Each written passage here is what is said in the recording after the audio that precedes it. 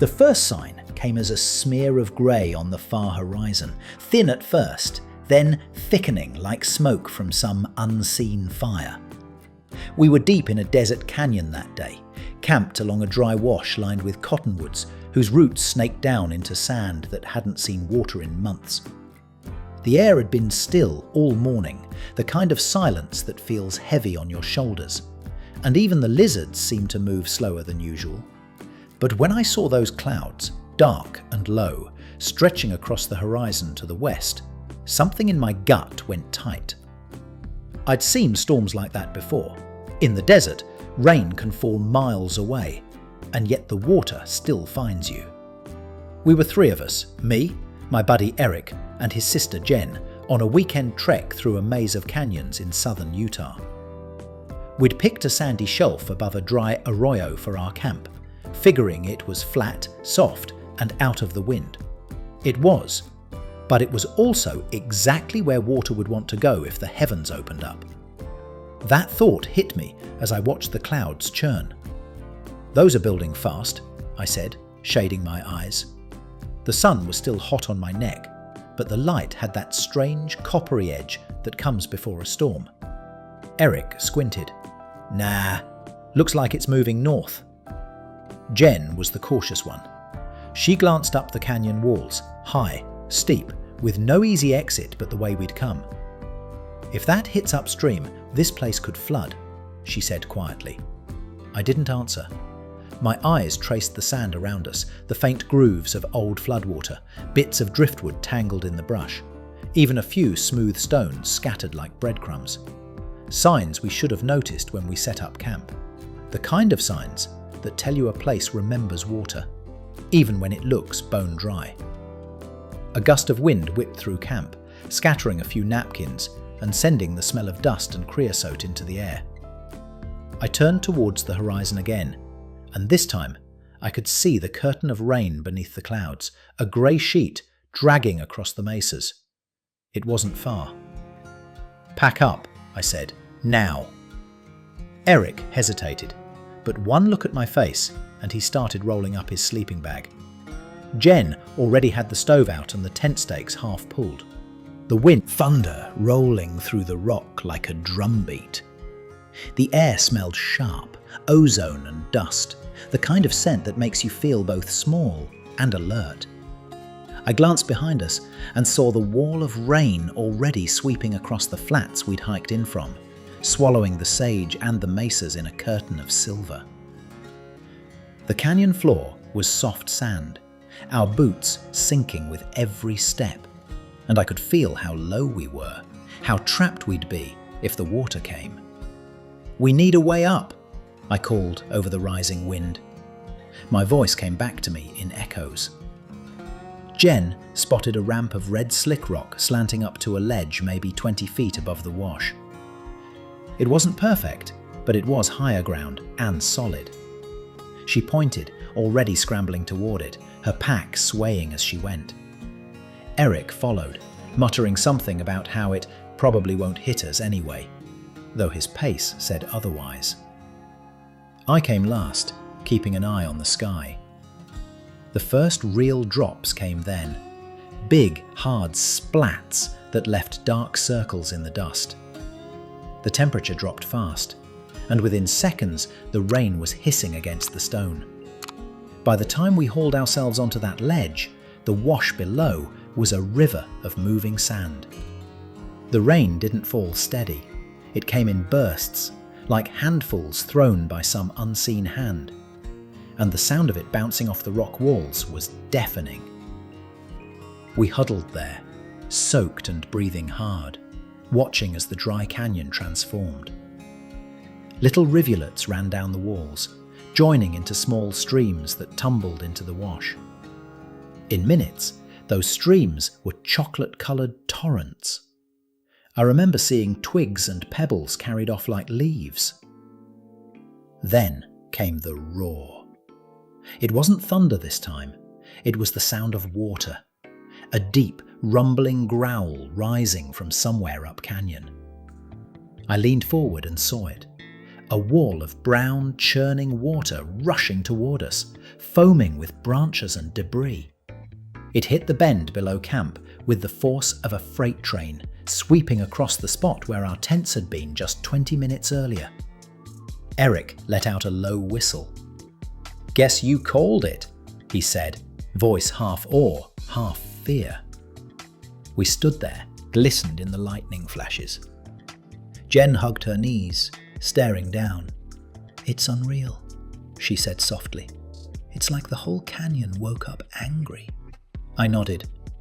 I'd seen floods before, but never from this close, never with so much at stake. My mind kept replaying how casual we'd been setting up camp, how I'd even joked about the convenient flat ground. That flatness had been carved by exactly this kind of fury. Nature leaves you clues. It's just up to you to notice them. After maybe an hour, the rain began to ease. The thunder moved farther off, echoing down the canyon in fading rolls. What was left behind looked like a different world. The air smelled rich and wet, full of clay and juniper. Mist rose off the canyon floor, and every plant, every rock, seemed to shine with new colour. We climbed higher, to where the ledge widened into a shoulder of slick rock dotted with barrel cacti. From there, we could see the main canyon stretching west, a long scar of mud and moving water. The flood had already started to drop, leaving streaks of debris clinging to the walls like high water marks. I could trace the line where our camp used to be, flattened, wiped clean. Eric let out a shaky laugh. "Well, guess that's one way to clean up after ourselves." Jen gave him a tired smile, but her eyes were still wide. "We were lucky," she said. "If that storm had come after dark." She didn't finish the sentence, and she didn't have to. We found a small alcove farther up the slope, just big enough for the three of us.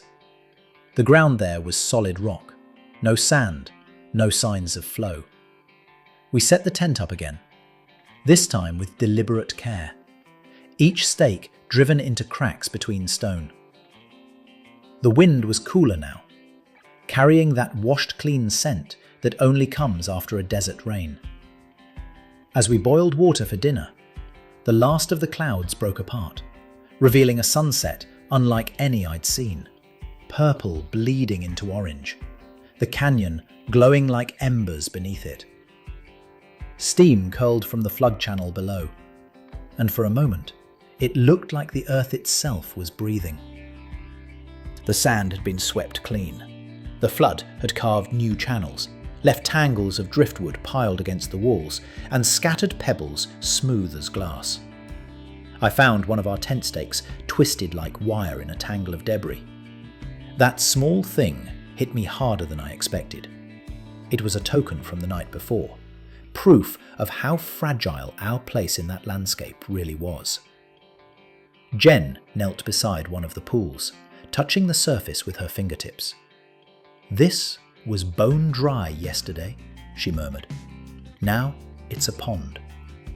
A pair of desert toads already floated near the edge, their skin blending with the mud. She laughed softly. They must have been waiting underground for this. "Everything here waits," I said. "For water, for wind, for whatever comes next." We followed the wash upstream for a while, reading the signs of what had happened.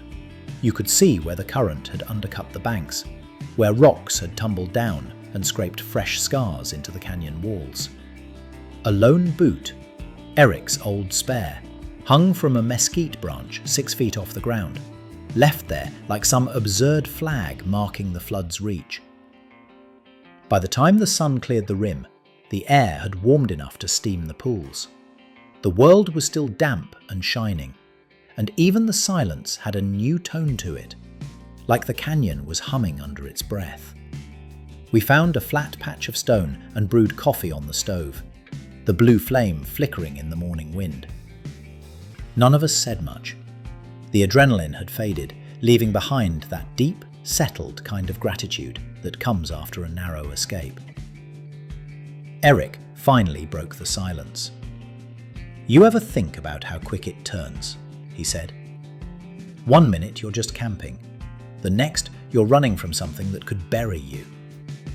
"Yeah," I said quietly. "And most times you don't get a warning." We sat there, watching the light creep down the walls. Gold on red sandstone. I thought of how easily we might have slept through the storm if it had come a few hours later. The land would have taken us without even a sound, just water doing what water always does, following its path, reclaiming what's carved in its memory. That morning, we decided ever happened down there. But I knew better now. The sun was already high, burning off the last of the morning mist. Lizards darted across the rocks, and the desert shimmered in the heat. It was hard to believe that just hours earlier, the same ground had trembled under the weight of a roaring river. Nature, I realized, doesn't linger on its tempests. It simply resets. We're the ones who carry the memory. When we reached the rim, we dropped our packs and stood in silence. The horizon stretched endlessly, red earth fading into pale sky. Far to the west, more clouds were gathering, soft and innocent looking this time. But I watched them all the same. The desert had taught me to. Jen shaded her eyes and smiled faintly. "Looks calm enough now," she said. "Yeah," I replied, "but it always starts that way."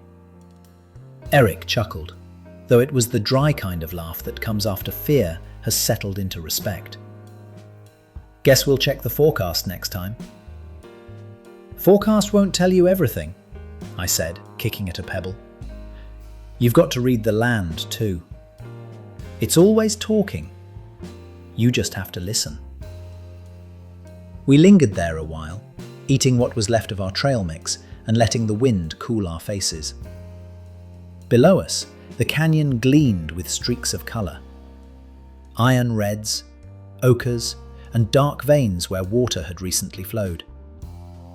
The desert looked raw, renewed. As we started the long walk back toward the truck, I felt that peculiar mix of exhaustion and awe that only the wilderness can give you. The memory of the flood was still fresh. The sound, the force, the helplessness. But beneath it all was gratitude. We'd seen the desert alive, seen its temper and its beauty in the same breath. That night, after we reached town and washed the red dust from our boots, I found myself staring out the motel window at the clear sky. The stars were the same ones that had shone over us in the canyon, but they looked calmer now, distant and steady. I thought about how small we'd felt beneath that storm.